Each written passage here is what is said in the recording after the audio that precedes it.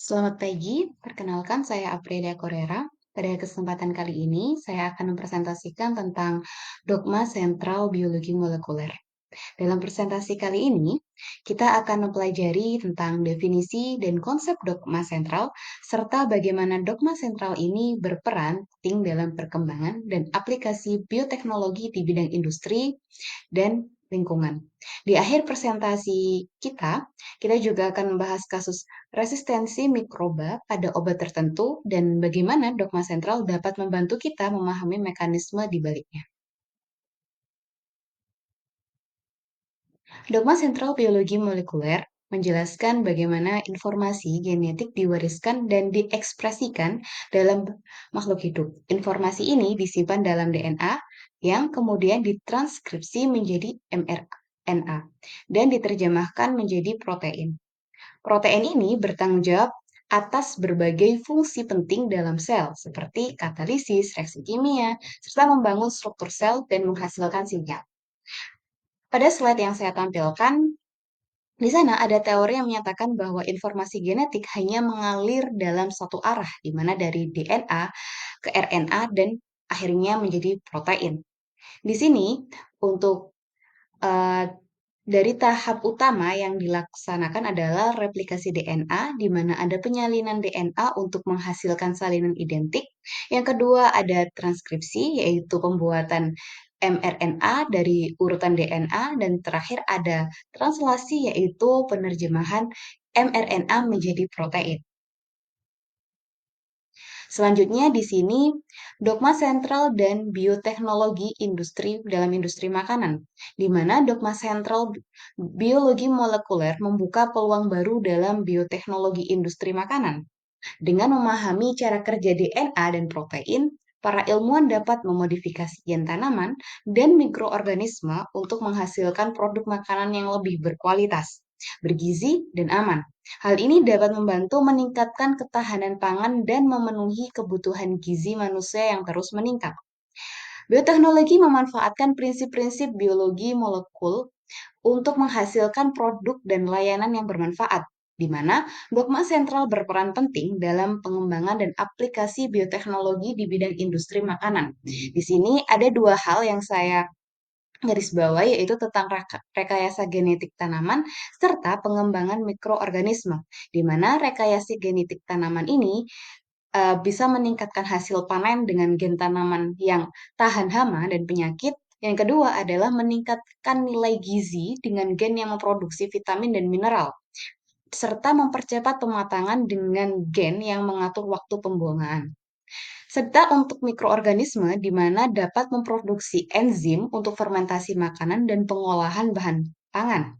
Ada probiotik untuk meningkatkan kesehatan pencernaan, serta ada starter kultur untuk pembuatan keju, yogurt, dan produk fermentasi lainnya. Di sini ada aplikasi dogma sentral di industri makanan.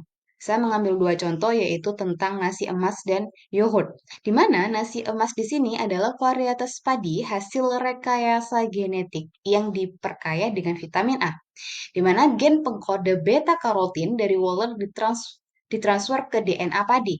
Beta-karotin diubah menjadi vitamin A dalam tubuh manusia, membantu mengatasi kekurangan vitamin A yang menyebabkan kebutaan pada anak-anak. Dan yang kedua ada yogurt probiotik, di mana produk yogurt yang mengandung bakteri baik yang bermanfaat pada kesehatan pencernaan, di mana strain bakteri probiotik tertentu dipilih dan dikulturkan untuk menghasilkan yogurt. Bakteri probiotik ini membantu meningkatkan kesehatan pencernaan dan kekebalan tubuh.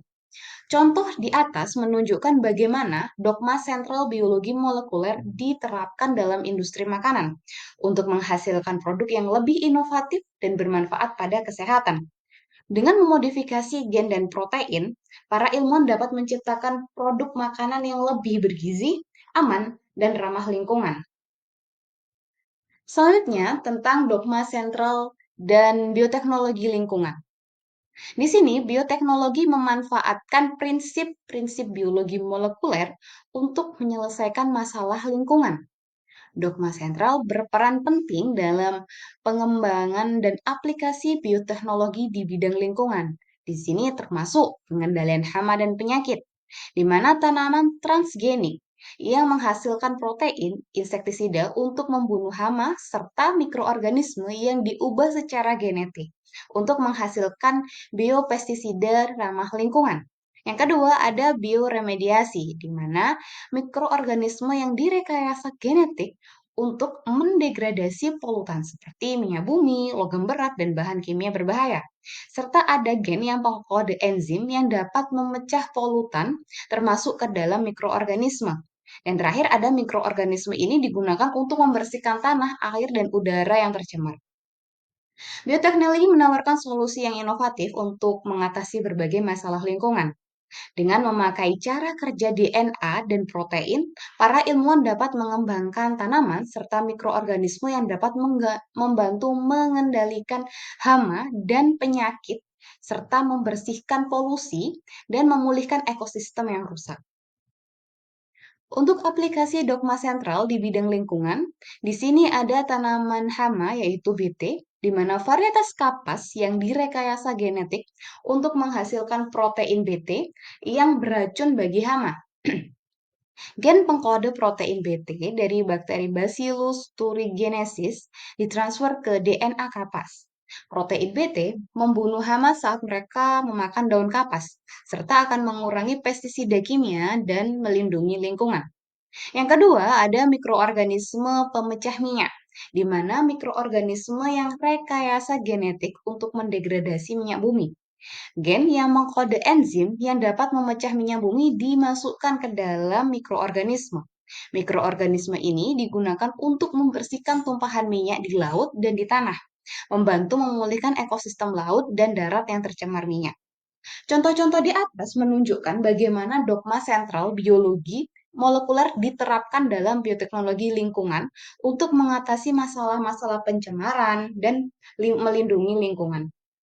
Dengan memodifikasi gen dan protein, para ilmuwan dapat menciptakan solusi yang lebih efektif dan ramah lingkungan untuk berbagai masalah ke depannya. Kita masuk pada kasus resistensi mikroba pada obat, di mana mikroba dapat mengembangkan resistensi terhadap obat sehingga obat menjadi tidak efektif. Di mana dogma sentral akan membantu kita memahami mekanisme resistensi mikroba, di mana mutasi DNA atau mutasi pada gen yang mengkode enzim target dapat membuat mikroba jadi resisten. Sedangkan untuk transfer gen horizontal, di mana mikroba dapat memperoleh gen resistensi dari mikroba lain tanpa perlu mutasi. Kita tahu adalah resistensi mikroba merupakan salah satu masalah kesehatan global yang semakin mengkhawatirkan. Dogma sentral biologi molekuler membantu kita memahami bagaimana mikroba dapat mengembangkan resistensi terhadap obat dengan memahami mekanisme resistensi. Para ilmuwan dapat mengembangkan strategi yang lebih efektif untuk mengatasi resistensi mikroba dan melindungi kesehatan manusia. Contoh kasus untuk resistensi mikroba di sini ada bakteri Staphylococcus aureus atau strep, bakteri yang sering menyebabkan infeksi kulit dan paru-paru, di mana beberapa strain strep telah mengembangkan resistensi terhadap antibiotik penisilin dan mutasi pada gen BLAZ menghasilkan enzim beta laktamase yang dapat memecah penisilin. Infeksi strep yang resisten terhadap penisilin lebih sulit diobati dan dapat berakibat fatal. Contoh kasus strep menunjukkan bagaimana resistensi mikroba dapat membahayakan kesehatan manusia. Dengan mempelajari dogma sentral biologi molekuler dan mekanisme resisten mikroba, para ilmuwan dapat terus mengembangkan obat-obat baru dan strategi pencegahan yang lebih efektif untuk mengatasi masalah ini. Dari kesimpulan presentasi saya dapat diambil mana bahwasanya dogma sentral biologi molekuler merupakan konsep fundamental untuk memahami aliran informasi genetik dan perannya dalam kehidupan. Yang kedua ada dogma sentral berperan penting dalam perkembangan dan aplikasi bioteknologi di berbagai bidang, termasuk industri makanan dan lingkungan, serta pemahaman tentang dogma sentral juga membantu kita memahami mekanisme resistensi mikroba dan mengembangkan strategi untuk mengatasinya. Dogma sentral biologi molekuler membuka peluang baru untuk kita dapat mengembangkan teknologi baru yang bermanfaat bagi manusia dan lingkungan.